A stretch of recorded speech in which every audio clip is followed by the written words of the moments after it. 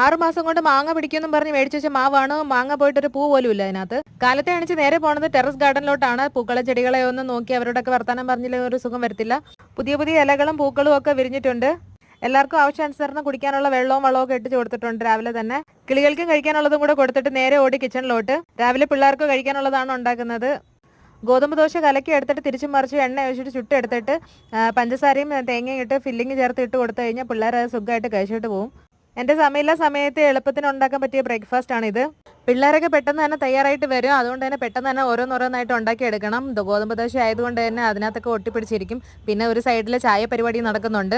T V ഒക്കെ കണ്ടൊന്ന് പകുതി ആയപ്പോഴത്തേക്ക് നിന്റെ ചായ ആയോ എന്ന് ചോദിക്കാനായിട്ട് അമ്മ താണ്ട് എണിച്ച് വന്നിട്ടുണ്ട്. തണുപ്പായതുകൊണ്ടാണ് ഇങ്ങനെ മൂടിക്കെട്ടി വെച്ചിരിക്കുന്നത്.